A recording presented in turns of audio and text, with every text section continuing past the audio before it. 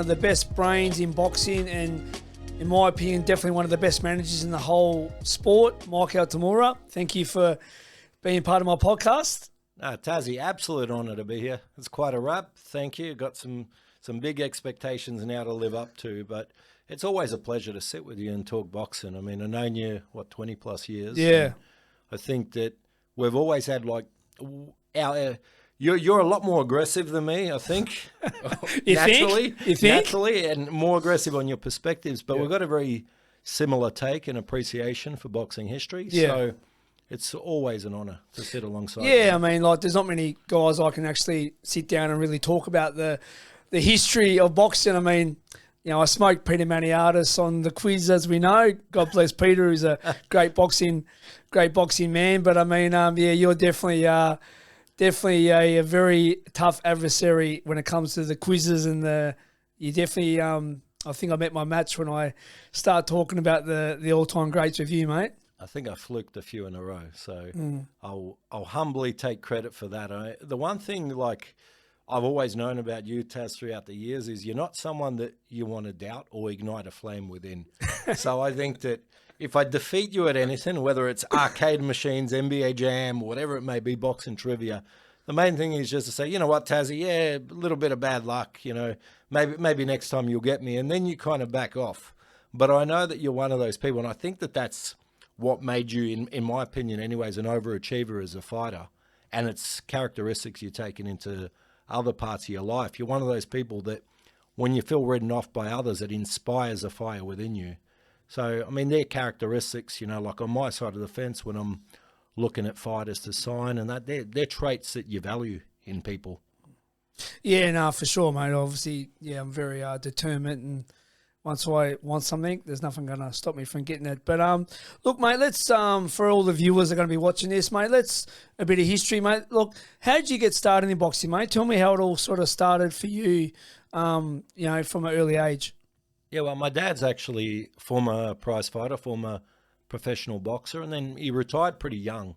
He retired at 22 years of age, and in his mid-20s, about 25, 26, opened his own gym, and then started to morph onto the training side of affairs. But my dad, Italian immigrant in Australia, obviously very, very tough times post-World War II.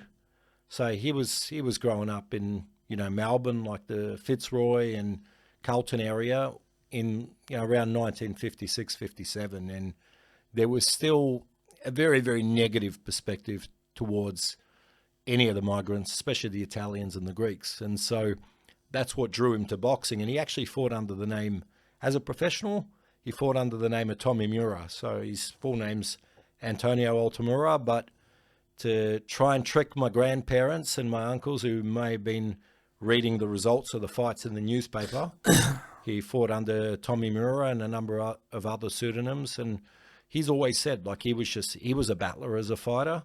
One of those guys that, hard as nails, come to rumble, like the stories I've heard of his fighting days. He used to tell me narratives about, there's one guy, he knocked the guy out, and then after the fight, because he didn't like the guy, he knocked the guy out again. And I used to think, he's adding some additional layers to it.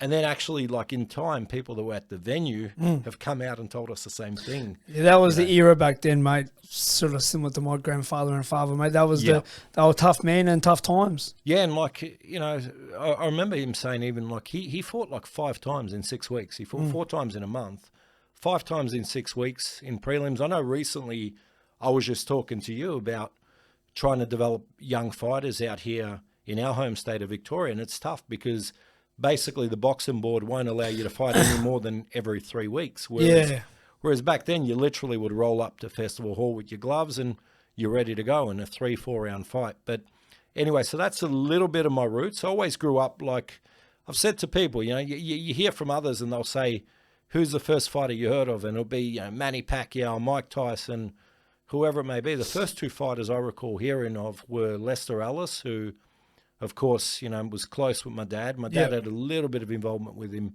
traveling on the state team in the amateurs. Yep. A former IBF world champion, 130 pounds, for people that don't know. One of our greatest, mate. And Graham Brook, former Commonwealth champion at lightweight and world rank too. he was my brother's favourite fighter. Wow. So I remember when I was like 3, 4 years of age, just hearing, oh, Porky Brook, Lester Ellis, and thinking, you know, they were like these godlike figures. Yeah. And then being around them and seeing they're just really lovely, humble gentlemen, really good people, very respectful of my dad. And that built an appreciation, I guess, on my side. And then probably like, so if you look at like their career trajectory, I think it's probably about 1994. I remember I went to a boxing reunion with my dad. It was a past and present boxers Yep. association. And what stands out from that day is it's like, and again, I think it's like a lot of us. We grow up and we perceive our parents as being superhuman. And it doesn't matter that my dad fought at, you know, like what would have been junior featherweight nowadays. But I always perceived that he could whoop anybody. Same. And Same as my dad. I remember he was telling me at one of the reunions, he's like, oh, see that bloke over there? I was supposed to fight him. It was Johnny Famagin, former world featherweight champion. Yep, one of our greatest. And I remember asking my dad, how do you think you would have gone? He's like, he would have boxed my ears off. Yeah. And I'm like just astounded. Thinking, like, how did this old man, how could have he beat my dad? Yeah, you know, like yeah. not understanding the context or the greatness of Johnny at the time. Yeah, of course. But I remember coming back from that, and I really enjoyed the experience, meeting the old fighters. I remember Georgie Bracken was down, you know, one of the most popular fighters. Great Aboriginal fighter and, legend. And, of course, Lionel Rose was there, you know, former bantamweight world champion. Yep. And it really made an impression. And when we got back home, my dad said, because he knew that, like, I used to publish my own fanzine wrestling magazines when I was like 9, 10 years of age. And obviously they were woeful, but, you know, passion counts for something. And I remember my dad saying, let me get you on the phone with Ray Wheatley. Ray Wheatley was, of course, vice president of the IBF, but had the World of Boxing magazine. Sugar Ray, yep. Yeah, legend of a guy. And my dad said, let me call him. Why don't you write a letter for the magazine? And Ray said to me on the phone, and this was the hook for me, because you know yourself, Taz, how hard it was to secure footage in the mid-90s, boxing tapes and that. Ray said to me, if you write a review of the boxing reunion, you can pick any tape in my inventory. So Ray would have had maybe about 1,000 boxing videotapes back then. I had maybe 5. Yeah. So that was the first hook. And then from there, I started covering the amateur fights for World of Boxing. And it just kind of built and built and built from there. And then, of course, you know, I've told this story a few times, but I was active in the gym, helped my dad with sparring with the fighters, assisting as a trainer. But I knew that I didn't want to go down the fighting path. In terms of like athleticism and sports, I was a lot more passionate about playing Aussie rules and also tennis. And with Aussie rules, I had a few injuries when I was 17, and I was just starting, in my downtime from the injuries, I was starting to look at the next chapters in my life. So I thought, I'll launch a website. I launched a website called Fighter Network, and a part of the component of that website was boxes available for fights all around the world. So I launched this on the website, not thinking anything of it. Like literally say, you'd hit me up, you know, Grant Tassie Brown, 8-0, 130 pounds, willing to travel, you know, you'd put your manager's contact there, whatever. If I was actually intelligent at that time in terms of creating a business out of it, I would have held back on the contacts, created a database, put everyone available to fight, and not given people a rein to contact them directly. I wasn't, so it was just kind of something, it was just an additional component, but that actually became the most popular aspect of my website. So I was doing news, interviews, things like that. And what happened from there is then I started getting on the news, interviews, recaps of Aussie fight nights, and that I started getting recruited by all the international websites. I sent in a few different reviews of major fights to Ring Magazine. Yeah, wow. I was working back then, like Max Boxing, did a lot of pieces for Fight News back in the day. Boxing Talk was another one that was really popular back then. And what happened to that, anyways, back on the fighter stuff, like a lot of these fighters in third world countries started reaching out and saying, oh, I need a manager. Will you manage me? Yeah. I was like, you know what, I'm in high school, I'll give it a crack. I had no idea what I was actually signing myself up for. And my dad always said to me, he goes, you don't belong in the business of boxing.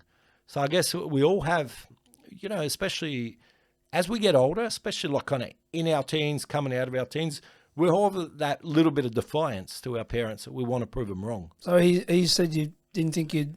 Well, he knows how wretched the business is. Yeah, of course. You got to remember, this is a guy that trained a fighter to make the 1980 Olympic team. 5 fighters qualified. Arthur Tunstall and the Australian Olympic Committee chose only to send 3, and it's my dad's fighter who's one of the 2 that missed out, Paul Grozzi. So he qualified at welterweight.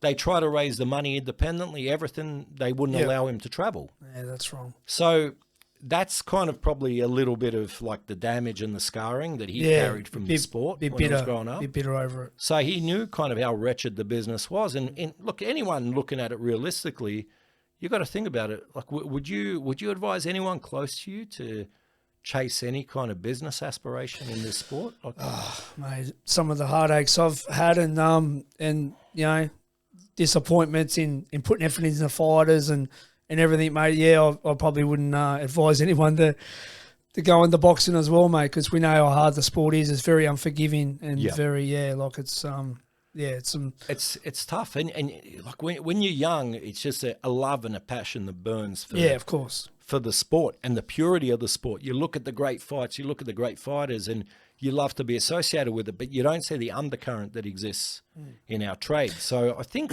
that's what he was trying to ward off. Yeah, and I mean, I've said this before. Like I had a baptism by fire early. The first boxer I signed was a Ugandan. I sent him to Germany. I'd watch my guy on tape maybe 3-4 years prior, and he was pretty adept defensively and skillful in that. But again, back then, being young, I didn't understand about regression, lack of motivation, deterioration in fighters' reflexes. He went over there against a non-puncher. He got smoked in 3 rounds. And I made a $500 cut on the $5,000 purse and come back with an $1,800 phone bill. So, like trying to explain that to the family at the time was near impossible. And it didn't really improve from there for a couple of years. But I started to just kind of figure out gradually the business of it. And I'm glad I come through that way. I'm glad that, say, the first 5 years I come through were a struggle, because it made me appreciate what it actually takes to be effective on the business side of the sport. And I think we see it all the time. Like I talk to, one of our good friends, Billy Hussein, of course, about it always. We say that these guys that come in and their first year or two, they have, world championship contenders, a world champion, whatever it may be. They usually don't last in our trade. Yeah. Because they get a false understanding or a false representation of where they are. And I mean, for me, I always lived and breathed it, and I just would, study and educate myself and get on the websites and look at all the amateur boxing results and just try and immerse the knowledge and just hope and pray that someday I'll receive the call. Or if I don't receive the call, that I'm just going to keep plowing and pushing and pushing and pushing until eventually that opportunity comes. So that's how you got started, like officially as a manager? Yeah, so I started in high school. Wow. And like most of my friends at high school didn't know I was representing fighters or anything at the time. And I was just kind of doing it in unison then. So I come out of high school, and then I have a Bachelor of Journalism. So while got myself educated, not that I needed the Bachelor of Journalism really to structure my life. Yeah. To me, like, it was funny. The third year of journalism, I had a class called computer-based journalism, and the main submission for that was create an 8-page magazine. When I was 15 years of age, I published a 48-page magazine. Yeah. So to go at university when I'm 21 and create a submission of an 8-page magazine, and one component was to write a 1,500-word feature story. I was writing feature stories, 1,500 words to 5,000 words for the previous 4 or 5 years. Yeah. So it was relatively straightforward, but what it did help me do was structure my life and get me out of my comfort zones, because what you see in front of you now in terms of how I speak and how I present myself isn't who I was. Now I can walk into any room. I'm comfortable to chat with anybody. I feel cool as ice. Like in these settings, I feel cool as ice to sit and have a chat with you about anything. I wasn't like that back then. And I think that those few years gave me my foundation. But when I came out of university, it just really gave me a stronger hunger to really want to be successful on the management side, especially when I was getting crushed and squashed every which way I tried to move. Within this country particularly, you know, and you know it, you fought, you lived in that same era, and, you know, like the way the sport is now in Australia is considerably better than it was then. Yeah. Back then, if you didn't have access to the top level, you just got pushed out.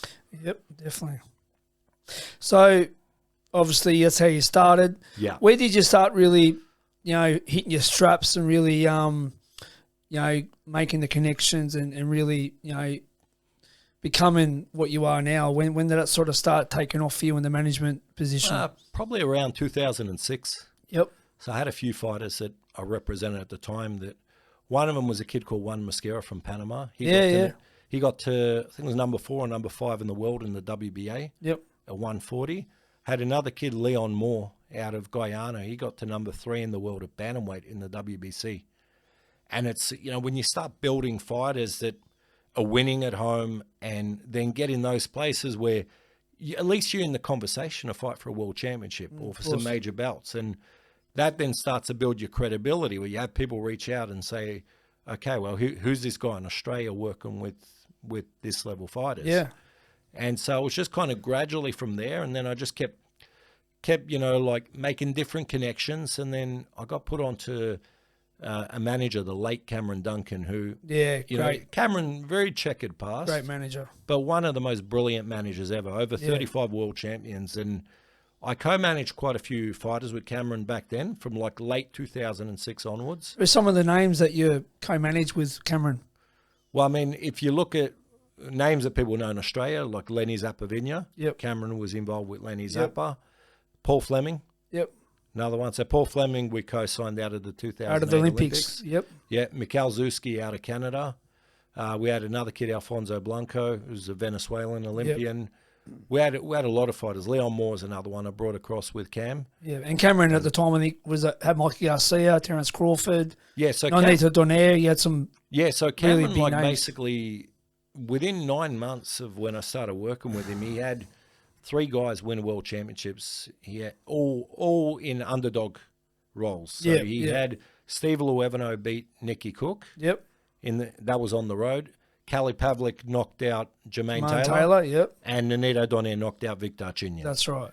And it was kind of, that's what really gave him that catapult to build the momentum. And then out of that next class, he had Mikey Garcia coming along. He had Brendan Rios. Crawford. He signed Crawford out of the 2008 trials. Yep. And I remember nobody would take Crawford when he signed him. Really? Yeah, so like top pound rank, for pound king now. Top rank weren't interested. Really? Yeah, Golden Boy weren't interested. Isn't that something interesting? Terence Crawford is now the, arguably pound for pound top 1 or top 2. No one thought a kid out of Omaha, Nebraska could become a draw card. Really? And again, you go watch the fights, you've seen the tools in Crawford, but if you just follow the results, you would rate kind of Javier Molina, Danny Garcia, these kind of guys were more buzz amateurs in those days. So like he had Crawford, then later Tim Bradley come across and a number of other high profile accounts. And I was there for that whole period working with Cam. But I learned a lot about the trade. Like I said, it's kind of, we had our ups and downs because, I always said it with Cam, you can't spell scam without Cam. And that was that component of his character that was hard to tolerate. But it was worth the trade-off for how much I absorbed from him in terms of understanding the processes of fighter management and the whys, the reasons, how the mechanics of the business works. So you would have learned a lot from him, for sure. Yeah, I remember when I had, I had Leon Moore ranked across the board, and I'm pestering Cam, and I'm saying, look, just get onto top rank. He can knock out Juanma Lopez. I'm confident he can knock it. Whether he could or couldn't, I don't know. But I was pushing and pushing for the fight. And then one day he puts Bruce Trampler on the phone, Hall of Fame matchmaker, legendary guy, and he's a very dear friend of mine now too. And Bruce says to me, he goes, I'm going to explain something to you. You have a kid from Guyana. There's no TV money there. There's no market. There's nothing that really fuels this guy. We've got Juanma Lopez. He's one of our few fighters that actually makes the company money when he fights. He can headline the MSG Theatre. He can headline smaller shows across the United States. He can build big crowds in Puerto Rico. He's huge for the Latino market. You told me your guy can beat him. Why would we give your guy a chance to wipe him out? Mm. And if you really look at boxing history, you look at remember Zahir Rahim beat Eric Morales. Yeah. Did Rahim gather Morales' following? No.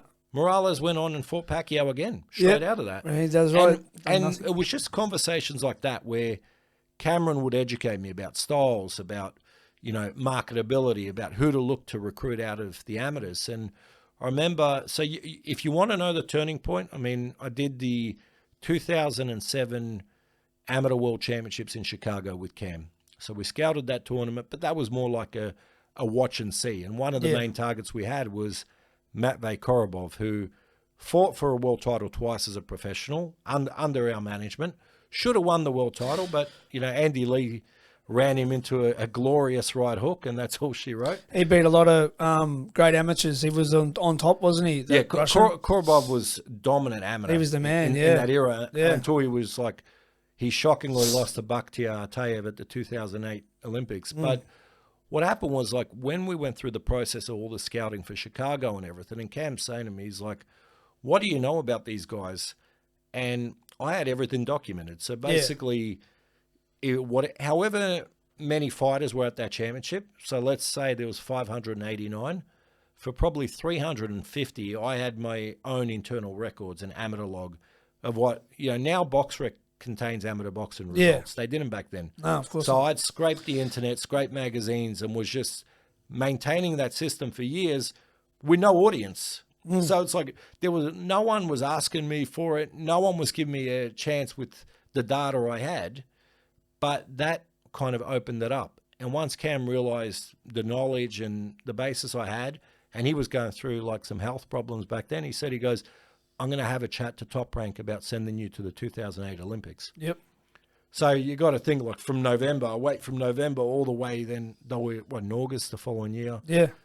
And it wasn't until probably about June that I got confirmation that I'd be heading over and scouting for him. Yep. But yeah, when that come through, I was just like, all right, I'm going to take this opportunity and grab it with both hands, because just the fact you're actually going over there and representing them. Oh, massive. And signing talent, it just gives you a lot of momentum. A lot of credibility too. And I feel like a lot just kind of really started to snowball from there, where more calls, more fighters. Yep. You can upgrade all your contacts, upgrade the level of fighters you scout across the board, and you just build your name. But it's a gradual thing. I still hadn't I'd worked with world champions, but I hadn't managed any world champions at that time.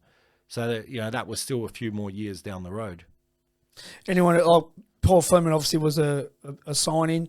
Yeah. One of Australia's most talented fighters, and Korobov out of that Olympics as well. Yeah, Busty Samir, who should have been a superstar, but just threw it all away but that was a big lesson for me too. So you get a guy that's an absolute monster puncher, and everyone in boxing wants him. I had him signed from a year before the Olympics. Wow. Everybody wanted him out of the Olympic Games. And then you place him in Las Vegas training with Kenny Adams. And you got to think, you got a kid out of Accra, Ghana, who he's traveled to international tournaments, but you got to look at the cultural shift. You put him from Ghana, which is, very processed and has certain routines and that the kid's accustomed to, and then you throw him into the bright lights of Vegas. And you really need someone within the camp to babysit guys like that, because he was out clubbing and everything, and excess lifestyle, gaining weight in between fights, and he ended up actually popping positive for diuretics. Wow. That's actually what cost him. At that stage, he was with Golden Boy. Yeah. That's what cost him his contract with Golden Boy. So, that was a big lesson, because you can't just grab fighters and think Vegas is a mecca. You're better to put them in surroundings where they're going to have support and their feet are kept close to the ground. That's right, yeah. You need leaders. What I explain to a lot of people when they talk about with foreign fighters, send them to the US, they'll be better. Not necessarily, because a lot of the trainers there, and you know this, Taz, they don't live and breathe being there for the fighter. They're just literally, they rock up to the gym, they get paid, they rock up to the fights, they get paid, they go home. That's right. They're checked out. They just move on to the next, Yeah, yeah. So it's just a machine that keeps rolling, and I understand it. But if you're looking to kind of guide someone who needs to make a lot of lifestyle adjustments, and you don't have people around them to adapt and have them feel comfortable in the setting they're in, they'll get lost. Whether they get homesick or whether it's just that they don't have someone to chat to, put an arm around them, keep them grounded when they start making money. So that was a good lesson I took out of that. But yeah, back to obviously that Olympic Games. I mean, I built so much momentum, so much contacts, and then a couple of years down the line, that started to pay off. You know, look, first world champion I had was Erin McGowan. She won the world title in Perth, and then Billy Dibb followed that the next year, and then I was there for Billy Dibb's win. Yeah, with Jorge Lasieva. Yeah, it was a great event. Yeah, it was actually, that was one of the most relaxed world title fights you could I'm going to be interviewing imagine. BTK next week, actually, Billy the Kid. Yeah, fantastic. Yeah, but that was a great night. Michael Jackson theme all through the night. I think Flemo was on the undercard. I'm still trying to figure out why there was a Michael Jackson theme other than the fact he had recently passed away. Yeah. But look, it added to the vibe of the night. Yeah, no, I was very happy for Billy that If night. you remember Sean Gibbons, great advisor, matchmaker, great manager. guy. Sean Gibbons was in the opposite corner with Lasieva. Yep.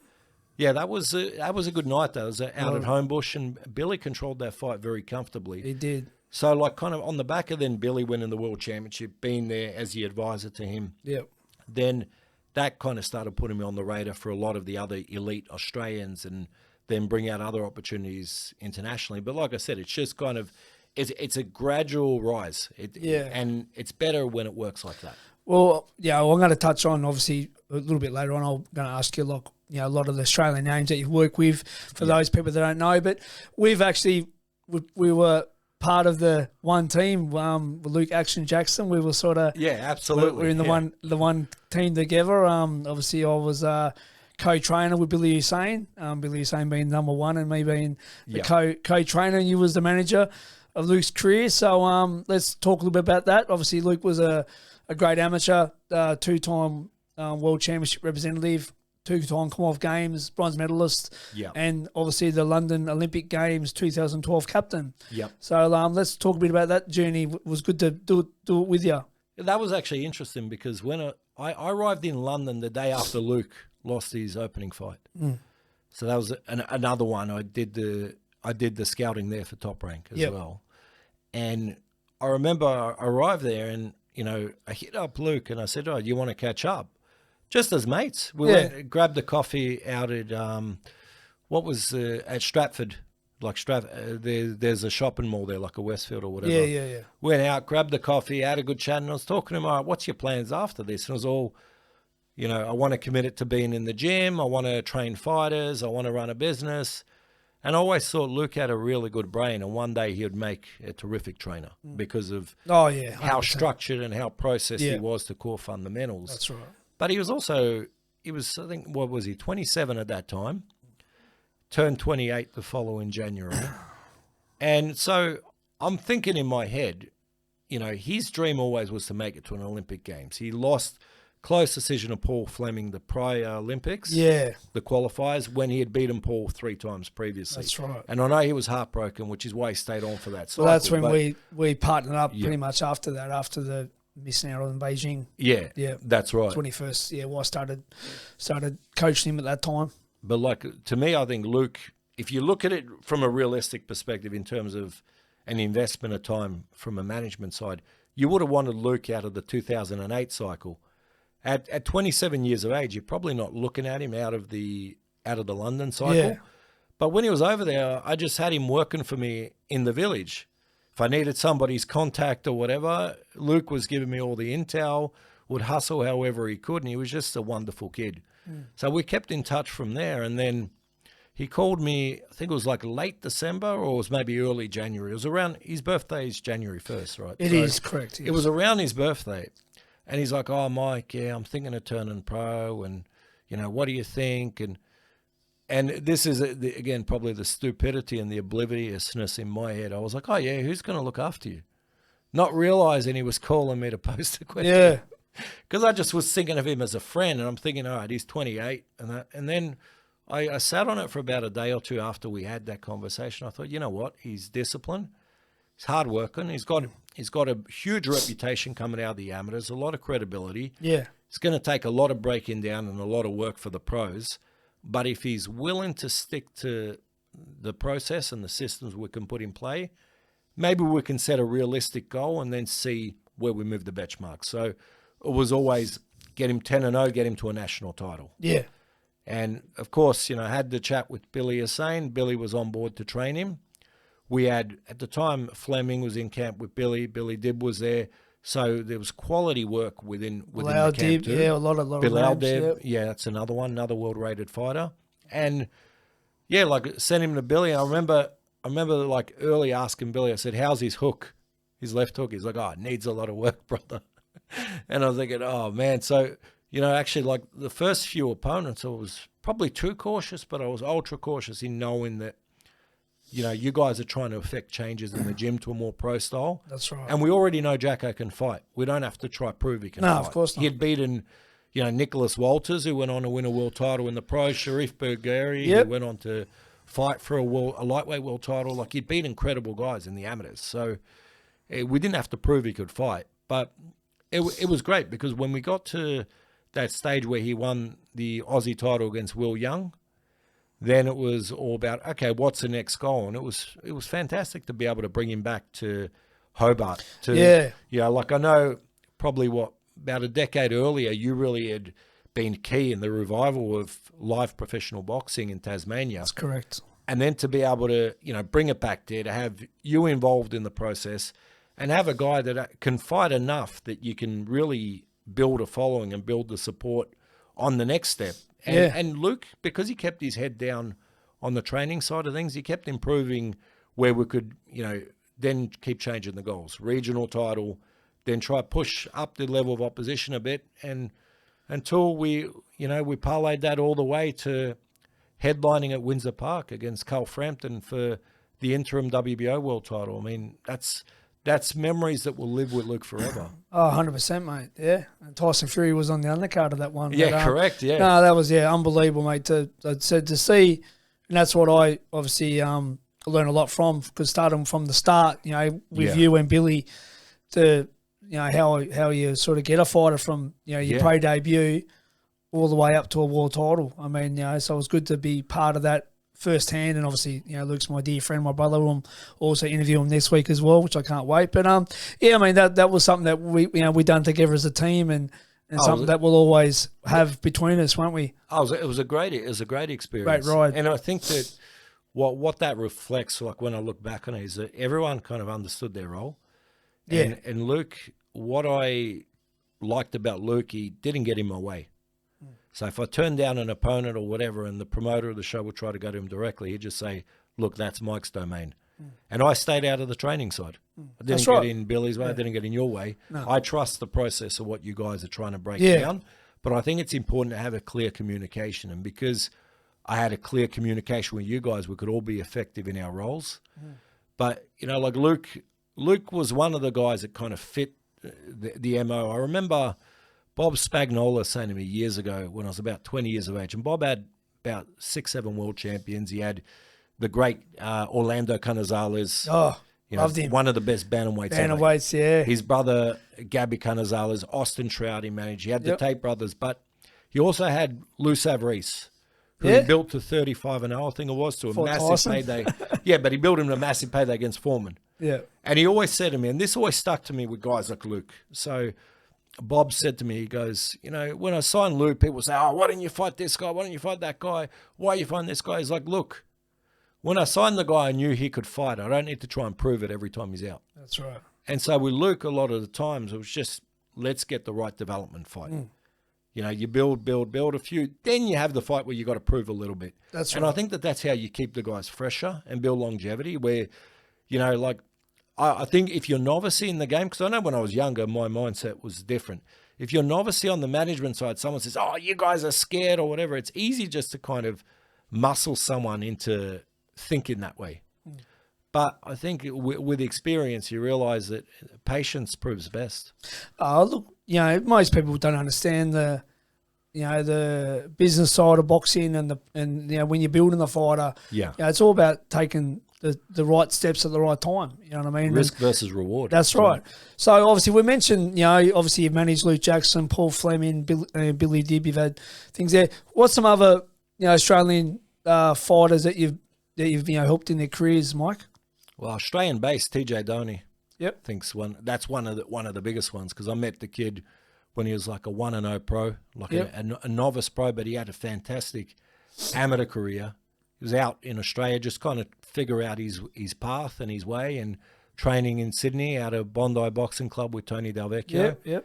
And I worked with TJ from early career, and we snuck him up. A lot of people didn't understand, why I'd commit so much time to him or what potential we saw, but that built all the way to become an IBF World 122-pound champion. So it's a phenomenal achievement, and he's still right up there. He's still highly rated across the board, as high as number 2 in the world currently with the WBO at his weight at 37 years of age.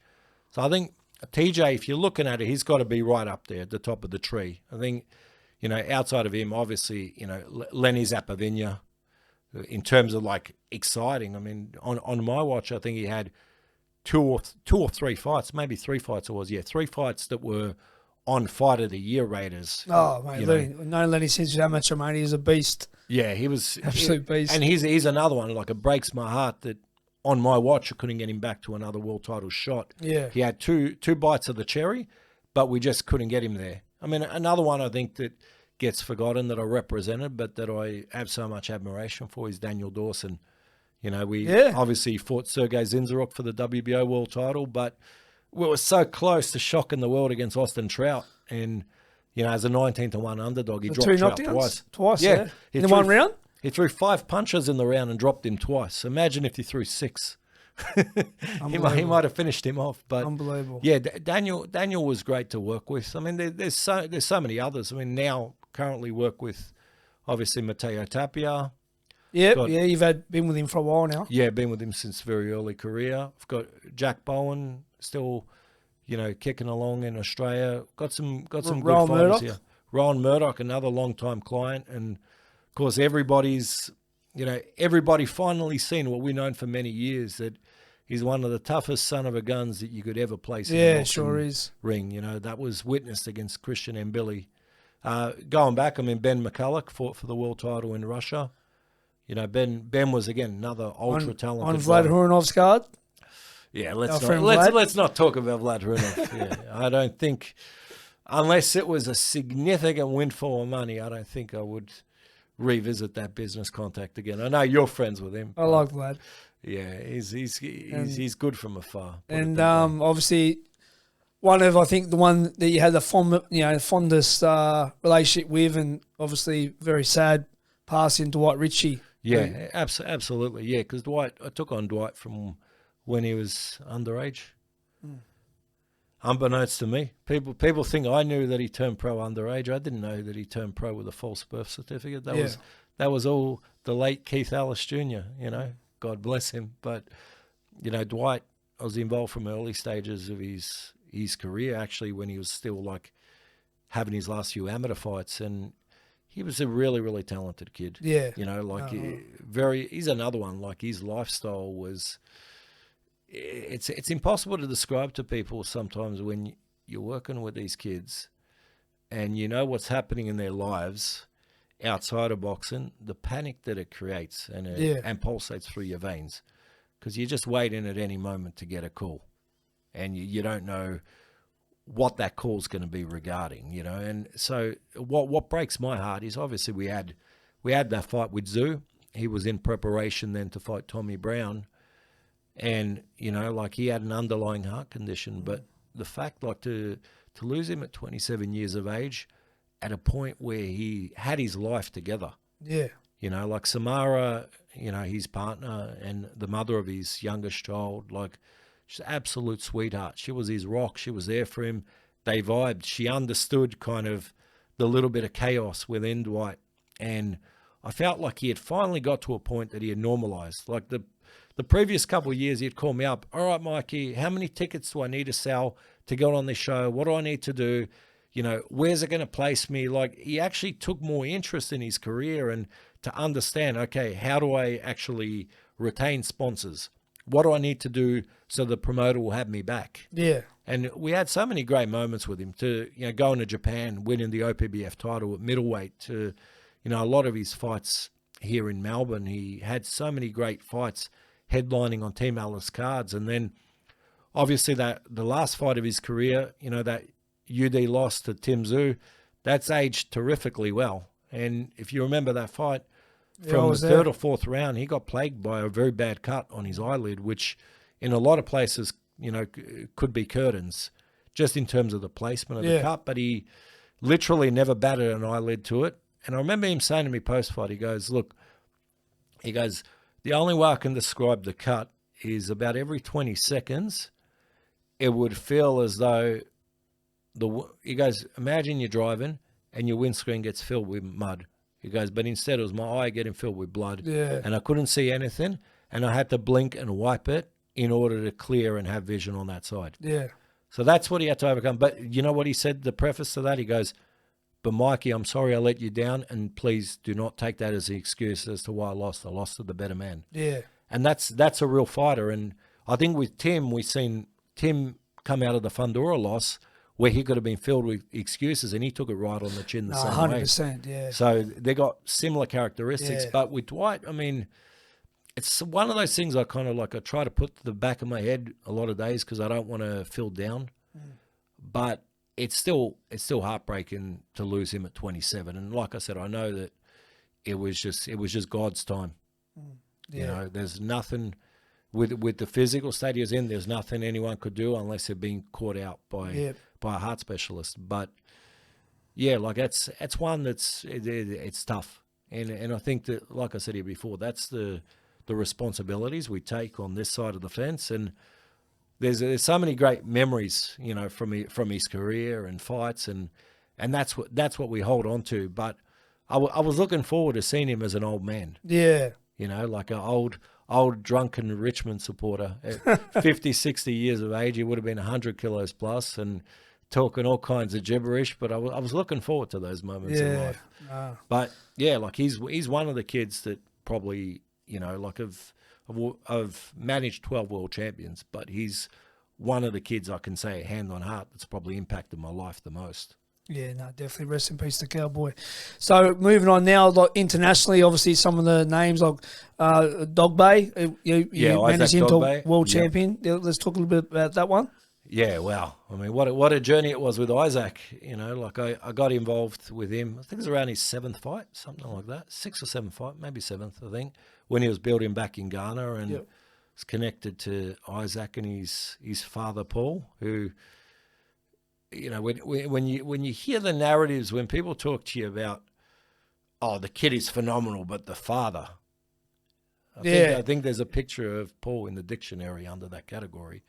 But, you know, like to Paul's credit, he hustled hard and he instilled belief in his son. And what we accomplished as a team, no one can ever take away from us. To go with a fighter against the grain to win an African title, knowing that generally when you win an African title in the WBO rankings, you're going to ascend, but you're not going to ever be on the A side. But just through attrition of winning fights and taking risks and being prepared to go, I remember, you know, like they went over to the WBO convention. I was busy with fights, and we get told essentially, look, Magdaleno is going to be out injured again. You can fight Cesar Warriors for the interim world title, but you have to go to Mexico and you have to take whatever they offered. And then we presented the question, what if we offer considerably more? So I think the offer was 20 or 25K. We offered 125K to host that fight in Ghana. The WBO approved, but under the pretense it needed to be within like an 8-week window. No money, no back end, nothing in play. Wow. And Paul called me up and goes, yes, I want to do it. I said, all right, cool. Well then we'll hustle as best we can as a team. But that really was a step. That then put him in line for Magdaleno. And then we traveled over to Philly. That was the next 4 months later. And what he achieved against Magdaleno is phenomenal. A few people in history would have accomplished what he did, which is he essentially went into a world title fight with about 6 rounds of sparring. Wow. He'd damaged his hand in the Warriors fight. It was actually damaged going in, but he had damaged his hand in that fight. Wasn't able to spar, so it was all drill sparring. But in terms of proper hard, tough sparring, he only had about 6 rounds. So No wonder he got dropped in round one. But once he warmed up in that fight, that was a special night because I always felt in my heart I knew what was coming. And just to see it all come to fruition and to see a kid realize a dream that inspires a nation.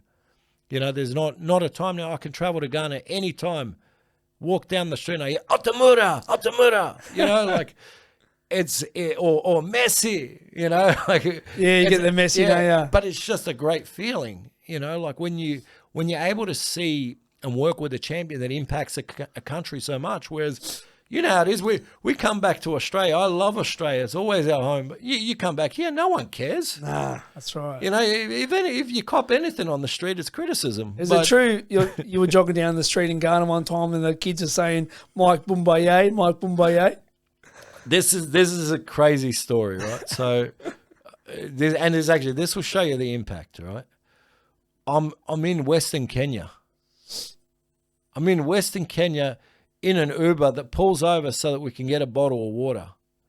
Middle of nowhere. We're in like Nakuru, like middle of nowhere, like 2 hours out of Nairobi. We get out to get the water. I got swamped there.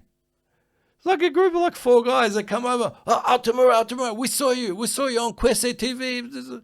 So Kwese was like ESPN Africa.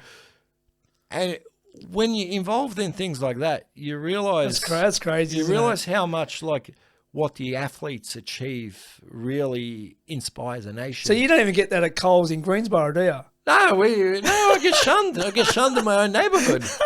That's what I mean. They probably. I was there with you once in the coffee shop. No one even glimpsed an eye at you. No, just people I went to high school with. In Kenya, there you go. Yeah, but that was in Kenya. But that's the impact from dog. That's amazing, isn't it? So, like, if you look at fighters I work with in terms of like the social impact I've seen they had, I think Dog Bay had the biggest. But he was just such a phenomenal young fighter. He's so ferocious and determined on the way up, compact, could box better than people think. Could counterpunch a little bit, could stalk you, walk you down, and was full of courage. So, you know, it was an honour to work with him. Obviously, some of the other fighters in Africa, Maruti Matalani, I think's probably, if I look at guys like pound for pound, probably the best fighter I work with throughout the years. You know, he was unbeaten for a very long stretch till that last title loss. You know, he dropped his IBF World Championship to Sonny Edwards, but we travelled the world with him. You know, we had a fight. We fought in Malaysia. He won the world title. We had a number of stints in Japan, Macau. You know, he took on all comers and you know, kept slaying them, you know, deep into his career. I mean, he retired at 40 years of age on a win, and he had plenty left in the tank. But and you know yourself, at flyweight, most guys are aged out by their late 20s. Yeah, for sure. So what he achieved over 20 plus years of his career is phenomenal. But yeah, he was great to work with.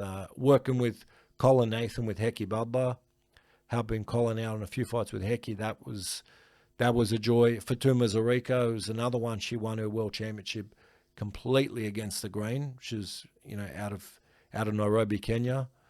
Like, there's been some really, really good fighters to work with in Africa. Where do you see yourself in the next, say, 5 to 10 years, Mike? You know, I don't even know if it's joking, but I keep telling people if one of these fighters hits big enough, I'm just going to retire and go read books on an island somewhere with no phone. One day I'll probably do that, and then everyone's going to wonder where on earth I disappeared to. How will I contact you? I don't want you to. For a regular chat. I don't want you to. Leave me alone. Come on, mate. Leave me alone. Read about the legend. Our coffee dates are always read fun. about the quote unquote the legend, you know, of where I may be. Our coffee dates are always entertaining. Yeah, you have to find me. You know, if I ever disappear, that's what happened. But I reckon I'll be only one of the people that would know where you're located, mate. Yeah, potentially. But I think that you got to always set new goals. Like the current, you know, like in recent years, like I had always goals of, you know, when Natasha Jonas was the 10th fighter that I managed to win a world championship, and then you really look at her career. We took her on coming off a KO loss, and she's won. You know, she won 3 world title bouts at 154, including the Ring magazine. Dropped back down, won the welterweight world title, IBF welterweight world title, and had just an incredible career now. You know, it's going to go on to be a great ambassador for not only women's boxing, but British sport in general. So that's mission accomplished there. And then, I had a bit of a lull on a few years in terms of the championship caliber victories. And then, Ryosuke Nishida done us so proud as an underdog at home in Osaka, Japan, recently outboxing, Emmanuel Rodriguez in his 9th fight. And I remember talking with Takashi Edogawa because I work for Mudo Boxing Gym. And, Takashi's the owner, trainer, manager, that's Japanese system. And I remember talking to Takashi and him saying after Nishida's 4th bout, he's ready for a world championship now. Because he'd beaten Shohei Omori, who was a 2-time world title challenger, and Daigo Higa, who's a former world champion, back-to-back. Higa's now, I think, the number 1 in the WBO at bantamweight. Hell of a fighter. And I just kept saying, no, look, we need a bit more time and seasoning and experience and development. And I'm glad he had those next 4 fights because that primed and conditioned him to go out and put up that boxing exhibition. Unexpected trench warfare with Emmanuel Rodriguez, which was just a great performance. So we had that just recently with Katya Bernal, who's Sweet Science Management. I work in partnership with her on a bunch of fighters. We recently took on Emma Cozen, who is the WBC and WBO 154-pound women's world champion. So, great honor to work with her. To my knowledge, she's first ever world champion out of Slovenia, boxing world champion. So, I just want to keep setting the benchmarks. And now, I've worked with 12 world champs. The next goal in my head is 20. Yep.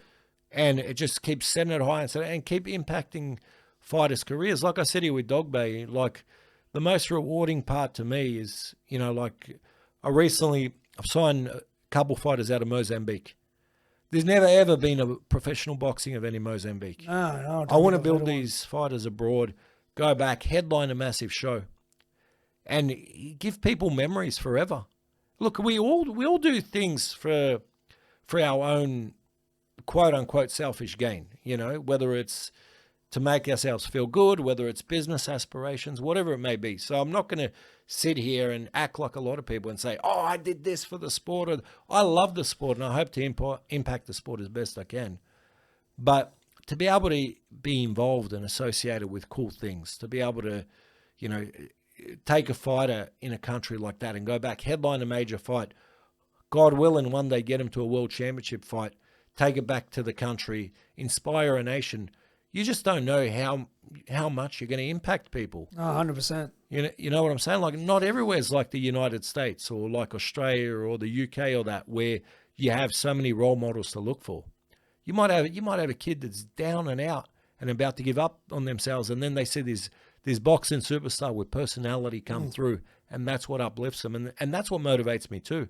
Just working with good people, working with you with Luke Jackson. I want to work with you with another elite fighter. Yeah, I'd love to one day. And the hard part now is because currently I represent 34 fighters at the moment. Yep. So my hands are exceptionally full, but I'm starting to think at 40 years of age, I finally understood how to delegate a lot better. Yeah. It's taken a lot of trials and tribulations, but the penny finally dropped. So, I'd like to just keep building systems and that inspiring the next generation on the management side. And then hopefully when I get a little bit too old and vulnerable, they won't come and stomp me out. They'll take it easier on me. But, life in its purest form is what you give back. But, in the process of giving back, I want to just keep working on cool things I enjoy. So, as you can see, Taz, man, I'm hungry for this sport. I do not fucking understand when people say to you, oh, I'm still training fighters, but I wish I could do something else.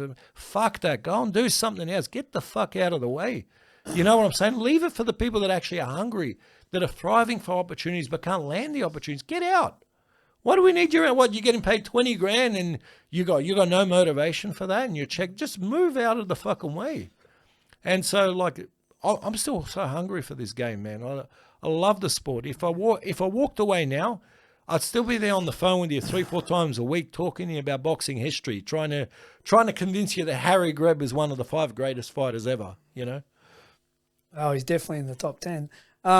You may look on the same. I'm hungry as ever, as you know, as a coach, as a manager, as a promoter. And I want to say, Mike, I've learned a lot from you. About the whole boxing business, the management side. There's 2 phone calls I make. The 2 people that if I'm stuck on something or I need advice in boxing, it's Billy Hussein and it's yourself that I call.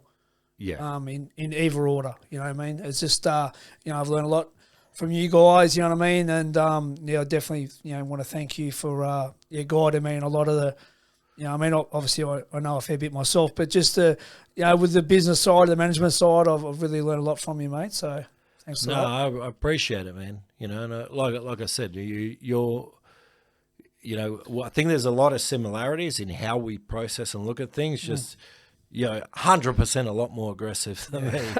But it's good. I mean, if I had to recruit the people that I want coming to war with me, you'd be on my front line. Yeah. And I think that's real friends. That's people that are really there for you. Whereas, like I've talked to you about it a lot in private. Like I know when I've been in vulnerable stages in my career, I know who's been there to try and step on my neck and crush me. And a lot of times it surprises you who it is. Of course. But you're one of the solid ones. I know I can confide in you and allow you to know the vulnerabilities that I'm dealing with, whether in business or personal life, without any judgment. Yeah. And I think that, they're the kind of friends you need to carry with you in life. And I feel like I've said it to a lot of people, and this is the good part about you is that you can be loud, right?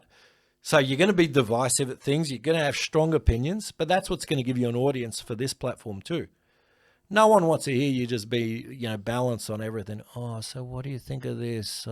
And everyone's a good bloke. No, not everyone's a good bloke in the sport. Very true. Not everyone knows what they're doing in the sport. Right. So I like the fact that you would just call shit out. Oh, look, mate, of my whole life, mate, I've always, acted the way I talk it straight, I call people out, and it's just real talk, you know what I mean? Like there's no filter, and 100%. And you either love me or hate me. I guess a bit like Collingwood, my team, but you obviously hate them for sure. Yeah, but I mean, look, it is what it is, mate. At least I speak from the heart. I'm passionate, and I'm real, And you can take me how I am or not, mate. As I said, like blokes like you and Billy H and. Know me well and love and respect me, but I mean, you're always going to get the honest truth with me and what I'm feeling. And, it might not always be right, but that's the way I think and the way I feel. Well, as I say, a dagger in the chest is better than a dagger in the back. So that's it. At least I know with you, if is ever anything on your mind, any disagreement or whatever, you come straight at me with it, and I prefer that than the chit chat, which that's. Cool. It's how you get a lot of that in our sport, unfortunately. A lot of prima donnas. So. 100%, Mike. So, where do you see Australian boxing at the moment? Is it in a good place? I mean, we just had a great win by Liam Parrow on the weekend. Congratulations to Liam and his team, the Carlos. Obviously, we've got Jai Pattaya, who's a world champion at the moment. Yep. We've got Tim Tszyu, who's still, he's up there with the very best, mate. I believe he shouldn't have lost that fight, and he's still, definitely one of the top guys in the sport. Yeah. George Gambosis, obviously lost a lot, mate, but he's still a solid name. We've got Jason Andrew Maloney, and we've got many others, mate. Sky Nicholson. So, how do you think,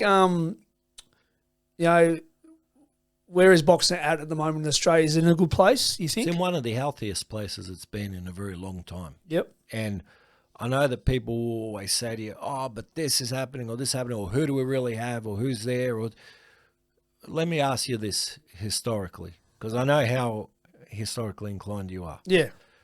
We grew up, so really, even if you caught the tail end of the 80s into the 90s, right? The 80s you had Fennick. Yep. You had Lester Ellis. Yep. You started to have the emergence of Jeff Harding. We had Barry Michaels. Barry Michael, of course, who carried Victorian boxing for such a long stretch. But when you look at the general international exposure of Australian fighters, what did we have back then? Yeah. What international promoters were really investing in Australian fighters? Aram had a couple options on Jeff Harding. They did the Tom Collins fight. Yeah. And that, but if you really look at the landscape back then, even into the 90s, then even early 2000s where we had that boom after the Sydney Olympics, we had so many terrific fighters back then, but so many struggled to actually get their opportunity with the right timing. I think, a good friend of ours, Skinny Hussein, I think that's a great example. Could you imagine a Skinny Hussein signed to Matchroom early career and developed under that system, what he could have achieved? Unbelievable, mate. Him and his brother Hussey. Yeah, Hussey. Look at Hussey. He had to go to Thailand, fight Wonjong Cam. Imagine you had the back in that there is in play now. You wouldn't be sending him to Thailand. You'd be bringing him to Australia, or you'd be picking the weakest 112 world champion, and then be negotiating the unification from a position of strength. I think the finances of the sport, the structure of the sport, the support for our fighters is so heightened since then. I think that, I see a lot of people talk about the Fox Sports platform and what's been done and what hasn't been done in the past and so forth. But a lot of what No Limit's doing right now is unprecedented. In terms of the exposure, the build-up to the fights, the fact that you've got press conferences and weigh-ins televised. Like boxing's become in vogue. And I know that a big part of like the TV push is on the back of Tim and Nikita Zoo, and they're outliers because of what Costa accomplished. But you still got, you got Sam Goodman coming through headlining shows. Liam Wilson, co-headlining with him. You've got, Matteo Tapia, who I have aligned with No Limit. If things keep rolling our way, probably within 12 months, he'll be co-headlining on pay-per-view platforms. Well, I think the part, obviously, the start of, with the No Limit, done obviously a great job. Obviously, they had Paul Gallen there, who's a crossover star. Yeah. A bit like Anthony Mundine. Obviously not as good as Anthony in boxing, but he was that sort of well-known celebrity type. So he was main event, and then you had Tim Zoo coming up, underneath him, and look what Tim's done. I told everyone years ago, after I come back from Russia, being with Tim and Costa Zoo, I said, mate, he's the real deal, and he will win a world champion. People wasn't sure on him, and I told everyone, and and it doesn't surprise me how far Tim's come and what he will do, because I believe he will definitely dominate the 154s, and he's up there with all of them, Crawford, Spence. But I think so. Yeah, that Gallen, Tim Zoo, and now so many people, Nikita, Liam, and obviously Goodman, and they definitely got to But in general, just everyone else, obviously now Opatea, Liam Paro. Well, then you look outside of that. Then you've got the Premier Boxing Series on Channel 7. I give Angelo, Glenn Hoskin, the whole group there a lot of credit. Because they've invested and they've created another platform. It's another outlet for fighters. This is what I'm saying. Like, how many times did we go through, other than say Sky in the early 90s, Sky Channel? What other platforms was there for fighters in Australia for Aussie Fight Nights? You weren't seen unless you were Fennec or even Lester Ellis. Lester Ellis wasn't seen in his fights in between from say 89 to 94 when he was fighting on Sky. Say when he's fighting against Luis Doria on Sky, who even remembers watching those? There's Sky wasn't available in households. You had to go to the pub to watch it. So I look at the adjustments from then to now, and you're right. You look at the Matchroom roster. You got Opatea there. He's getting huge opportunities in Saudi Arabia. You got Sky Nicholson as world champion. Liam Paro just shocked a lot of the boxing world. Not a lot of us here in Australia, but shocked the boxing world with that victory over Subriel Matias. Sure did. And the good part of all this, and like you mentioned, Cambosis going over, DeBala investing in Cambosis. Cambosis going over, rolling Teofimo Lopez, becoming a draw card in the weight class. Who else did you mention there as well? I'm just trying to think. The Maloney boys. Maloney's with Top Rank, both winning recognised world championships.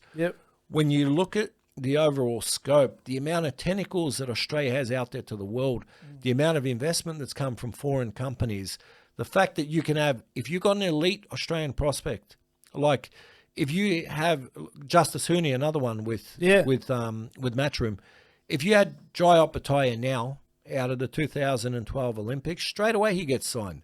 He's not getting overlooked. And that's the difference. So when you look at the impact that Aussie boxing's had, because our kids have been winning in elite level fights, and because of how the sport is being perceived in this country, the opportunity is there for the fighters now. We might not have the depth of fighters because we're a small boxing country, but in terms of the general health of the sport, I think we're in an incredible place, man. Yeah, no, definitely. It's unbelievable some of the opportunities now that everyone gets, and as you said, like have a Matchroom, a Top Rank, and PBC, and all them interest in Australian fighters, and they're getting opportunities to fight on massive shows. We've had a few, obviously thanks to, obviously Gambosis' 2 big fights with Haney here, then Lomachenko, which was amazing. I know they hope to do that, obviously with Jai and probably Liam down the track and do some, stadium fights. Obviously too, I mean, you can't forget too, I think the resurgence of Australian boxing after that sort of bit of a break in between how many great fighters we had. We had the Green Mundine era. Before that was Kostazui, Fennick and Harden, Ellis. But I think obviously Jeff Horn's win over Pacquiao, I think resurged Australian boxing and really got us back. Obviously that was an amazing event up in Queensland, and for Horn to to upset Pacquiao, I think that really got us back on the map. And then later on, you said Gambosis being Lopez and the emergence of Tim Tszyu. So, but I think definitely the Horn win over Pacquiao definitely got us back on the map. Yeah, that was significant. And that's actually, it's interesting you mentioned Horn, because when I got back from the London Olympics, I went from London straight back to Las Vegas, Top Rank office, and I had a note of fighters that Top Rank should target signing. On that list, obviously Joshua. Everyone knew Joshua was the blue chip guy out of the Olympic Games. I had Katie Taylor. Sort of like decibel levels hit the maximum when she fought. She's exciting to watch, going to make a good pro. And I was in the Top Rank office meeting with Todd DeBuff, president. I had his attention on them too. And then he said, okay, in the secondary markets, what do you present? And I said to him, look, I know it's a bit left field, but there's this gangly kid from Australia called Jeff Horn who's got some really good intangibles, can fight very off rhythm, and maybe on a small deal, maybe on like even a 2-fight-a-year deal, he's worthwhile investing in. Todd didn't even look up at me during the mention of Horn, and we just moved on. Then after Bob Arum went to New Zealand when Horn beat Ali Faneka, so that was the same night as Ruiz and Parker. Yeah, I remember. Todd sent me another email asking about Jeff Horn. Oh, what do you know about him? I said, and I just wrote back, he's the guy that I told you about post London, and you didn't even have the respect to look at me and give it a yes or a no. So what I'm saying on that, and that's not a judgment on Todd DeBuff. No. But that's how Australian fighters, to an extent, were perceived at that time. Yeah, of course. Unless they were the absolute blue chip, a medalist, or whatever it was, they just weren't being looked at as investments. So for Horn to go from that to then being able to land Duco events, credit to him, for him to be able to land the Pacquiao fight, and then to turn the world on its head, in terms of the impact of how Australian fighters are perceived internationally, that it had a monstrous impact. So full credit to Jeff for what he accomplished that day. Definitely. Before we wrap things up, Mike, I'm going to just do a quick little game. I'm going to mention a fighter's name, and I want you to mention the first word that comes into your head. Word association. Yeah, that's right. Yeah. Okay. Manny Pacquiao. Speed. Legend. Harry Greb. Underrated. Benny Leonard. Also underrated. Willie Pep. Defensive genius. Lomachenko. Greatest amateur ever. Kostazoo. Cerebral. Evander Holyfield. Heart. And Tyson Fury. Enigma. Awesome, mate. Mike, I can't thank you enough for joining my podcast, which is called Ringside Seat with Tassie Brown. So thanks for being in the ringside seat today with me, and it's been an absolute pleasure. As I said, apart from our friendship aside, I respect you immensely. As a person, as a boxing, genius, manager, everything that you've accomplished in the sport, mate. You've got so much respect and admiration for what you've achieved, Mike. So, thank you for being here and giving your time and your busy schedule, and really appreciate it. No, any time for you, mate. It's been a pleasure to sit, talk boxing, and I know your program's called Ringside Seat, but hopefully soon we'll be back working together in a ringside corner very soon.